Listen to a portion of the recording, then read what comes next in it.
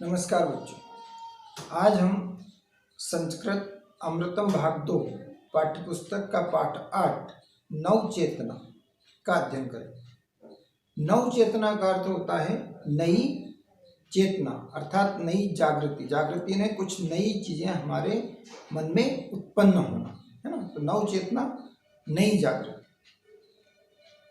इस पाठ में निर्धन बच्चों के बारे में बताया गया है, जो कि निर्धनता के कारण पढ़ नहीं पाते हैं, शिक्षा प्राप्त नहीं कर पाते हैं। ऐसे बच्चों के बारे में एक नई जागृति उत्पन्न करने के बारे में इस पाठ में बताया गया है। क्या है कि समाज में 3 श्रेणियां विभाजित हो गई है ना। एक तो क्या होती है, बहुत निम्न, यानी निम्न स्तर के, एक मध्यम स्तर और एक उच्च स्तर होता है। जो उच्च स्तर क्या, जो अमीर लोग होते हैं, है ना। इस प्रकार के अलग अलग प्रकार की 3 श्रेणी होती है। निम्न स्तर के जो लोग होते हैं वो, उनका क्या होता है, इस प्रकार का जो वर्ग है वह कहीं, मतलब उनके बारे में कहा नहीं जा सकता। वह सर्वदा दरिद्र और निर्धनता का जीवन यापन करते हैं, और ऐसे लोग अपने बच्चों को विद्यालय नहीं भेज पाते हैं। क्योंकि अगर वो विद्यालय भेज दें तो फिर पैसा कौन कमाए, क्योंकि उनके बच्चे भी काम करते हैं, काम करके पैसा कमाते हैं और रोज का अपना जीवन यापन करते हैं। तो ऐसे जो निर्धन लोग होते हैं वो अपने बच्चों को पढ़ा नहीं पाते हैं, ना विद्यालय नहीं भेज पाते हैं। तो इसके लिए क्या है, समाज के जो अन्य वर्ग होते हैं, जो उच्च वर्ग के लोग होते हैं, अमीर लोग होते हैं, उनके अंदर एक नई जागृति उत्पन्न करने के लिए इस पाठ में बताया गया है कि ऐसे लोग जो है, अगर इन ऐसे निर्धन लोगों की मदद करते हैं, सहायता करते हैं, तो वो भी जीवन में आगे बढ़ सकते हैं। और इसके लिए पाठ में नवीन चेतना, इस पाठ में भुवनेश नामक एक बालक होता है, उसका जन्मदिन मनाया जाता है, और उसके जन्मदिन पर जलपान गृह मतलब होटल में उस परिवार के साथ सभी जाते हैं। तो वहाँ पर क्या करते हैं कि जब वो वहाँ पर जाते हैं ना, अपना ऑर्डर देते हैं, केक का ऑर्डर देते हैं, अन्य और भी खाने पीने की चीज़ों का ऑर्डर देते हैं। तो एक छोटा बालक है वहाँ पर होटल में काम करता है ना, वेटर के रूप में रहता है, और वहाँ पर बर्तन धोने का काम करता है। तो वो जब वो केक वगैरह वहाँ पर लाते हैं, तो वो एक ऐसी इच्छा से देखता है कि काश मेरा भी जन्मदिन इस तरीके से मनाया जाता तो मैं भी केक खाता। और ये चीज़ क्या करता है, वो भुवनेश देख लेता है, उस बालक को ऐसा देखते हुए देख लेता है। तो वह उसे अपने पास बुलाता है, बातचीत के रूप में उससे बातचीत करता है ना, और उसे अपने पास बिठाता है, और इस तरीके से उसके पिता का हृदय परिवर्तित वो करता है बातचीत के द्वारा, ताकि उस बच्चे की सहायता की जा सके ना। मूल रूप से यह नवचेतना बाल श्रम को नकारती है तथा शिक्षा के अधिकार का पोषण करती है। बाल श्रम मतलब क्या होता है कि जो छोटे छोटे बच्चे होते हैं वो मेहनत करते हैं, मजदूरी करते हैं, उनके लिए नकारती कि ऐसे बच्चों से काम नहीं कराना चाहिए, उनका भी पढ़ने का समय होता है, उन्हें किसी भी तरीके से सहायता देकर ऐसे बच्चों को पढ़ाना चाहिए। कुल मिलाकर ये है कि नव चेतना मतलब नई चेतना इस तरीके से जागृत होनी चाहिए कि निर्धन लोगों की सहायता करें। तो हम इस पाठ के द्वारा इसको समझते हैं कि इस पाठ में किस तरीके से एक धनवान जो परिवार रहता है वो निर्धन बच्चे की किस तरीके से सहायता करता है। तो पाठ है हमारा नव चेतना। नव चेतना का अर्थ होता है नई चेतना, नई जागृति। पाठ है, आप अपनी पुस्तक में पाठ को ध्यान से देखेंगे और इसके अर्थ को समझेंगे। अद्य भुवनेशस्य जन्म दिवस अस्ति। अद्य ने आज भुवनेश का जन्मदिन है। सह जनकेन अम्बया भगिन्या च सह एकम उच्च स्तरीयम जलपान गृहम गच्छति। वह अपने पिताजी, माताजी और बहन के साथ एक उच्च स्तर ने बड़ी होटल, जलपान गृह ने होटल, एक उच्च स्तरीय जलपान गृह में जाता है, अर्थात उच्च स्तर की होटल पर जाता है। तस्य जनकः तस्मै एकस्य केकस्य आदेशम अयच्छतः। उसके पिताजी उसके लिए एक केक का ऑर्डर देते हैं। आदेशम इन्हें आदेश देना, ऑर्डर देते हैं। एक अल्प अल्पायु बालक काष्ठफलकम मार्जयति। एक अल्पायु यानी छोटा बच्चा, कम आयु का बच्चा, अल्पायु यानी कम आयु कम उम्र का बच्चा, काष्ठफलकम, काष्ठफलकम यानी मेज, और मार्जयति यानी साफ करना। एक कम उम्र का बच्चा मेज साफ करता है। तदा एक सेवक केकम आनयति। तभी एक सेवक, सेवक मतलब नौकर, तभी एक नौकर केक लेकर आता है। यदा भुवनेशः केक कर्तनम कुर्वन् आसीत्। तभी भुवनेश केक काटने के लिए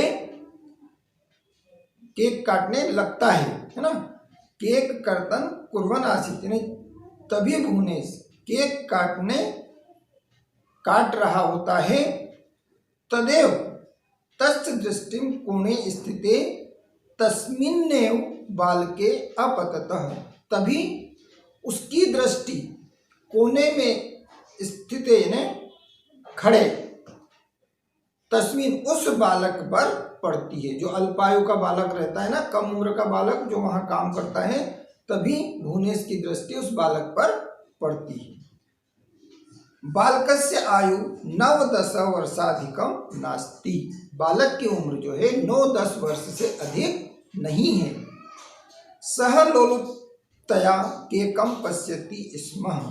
वह लालच से मतलब उस केक को खाने की इच्छा से, खाने का लालच से केकम पश्यति स्म, केक को देख रहा था। वो बालक दूर खड़ा क्या था कि खाने की इच्छा से केक की तरफ देख रहा था। भुवनेश, तभी भुवनेश बोलता है, भो बालक अत्र आगच्छ। भुवनेश बोलता है, अरे बालक इधर आओ। बालक संकोचम करोति। बालक संकोच करता है क्योंकि वो वहां का नौकर है होटल का, इसलिए वो वहां पर उनके पास आने में संकोच करता है। जनक, उसके पिताजी भुवनेश के पिताजी बोलते हैं, भीतः मां भव अत्र आगच्छत।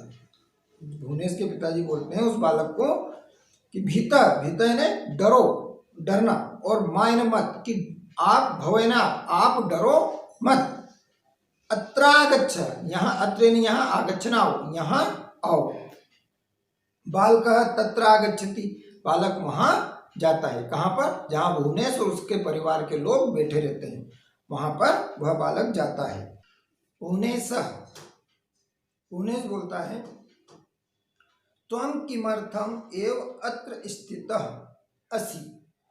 तुम किस लिए यहाँ खड़े हो। किसने पूछा, भुवनेश ने पूछा। किम त्वमत्र कार्यम करोसि। क्या तुम यहाँ काम करते हो। भुवनेश ने उस बालक से पूछा कि तुम किस लिए यहाँ खड़े हो, क्या तुम यहाँ काम करते हो। बालक बोलता है, आम यानी हाँ, अहमत्र पात्र प्रक्षालन करोमि। बालक कहता है कि हाँ, मैं यहाँ बर्तन धोता हूँ। पात्र यानी बर्तन और प्रक्षाल्यम यानी धोना, मैं यहाँ बर्तन धोता हूँ। अम्बा, भुवनेश की माँ, भुवनेश की माताजी बोलती है, किमर्थम किम त्वम विद्यालयम न गच्छसि। किमर्थम ने किस लिए, क्या तुम विद्यालय नहीं जाते हो। मतलब पहले किस लिए काय के लिए पूछा कि बर्तन धो, उसने बोला नहीं बर्तन धोता हूं, तो उसकी माँ ने पूछा किस लिए, कि बर्तन क्यों धोते हो। फिर दूसरा प्रश्न उसने किया, किम तुम विद्यालय में ना गच्छसि, क्या तुम विद्यालय नहीं जाते हो। बालक बोलता है नहीं। बालक ने बोला नहीं। मम पितरौ अति निर्धनौ स्तः। बालक ने कहा नहीं। मम यानी मेरे, पितरौ माता पिता दोनों आ जाते हैं, पितरौ यानी माता और पिता। बालक ने कहा नहीं, मेरे माता पिता अति निर्धनौ स्तः, बहुत ही निर्धन हैं। अतः तयो सहायतार्थम अहम एतत् कार्यम करोमि। अतः यानी इसलिए उनकी सहायता के लिए मैं यहाँ काम करता हूँ। क्या कहा बालक ने कि मेरे माता पिता बहुत ही निर्धन हैं, इसलिए उनकी सहायता के लिए मैं यहाँ काम करता हूँ। भुवनेश भुवनेश बोलता है किम त्वम केकम खादितुम इच्छसि। भुवनेश ने कहा क्या तुम केक खाना चाहते हो।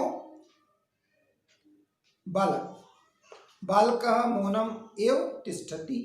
बालक मौन ही बैठता है। मौन यानी चुप। बालक चुपचाप बैठा रहता है, उसका कोई जवाब नहीं देता है। किंतु तस्य नेत्रयो केक खादनस्य इच्छा तु स्पष्टमेव प्रतीयेत स्म।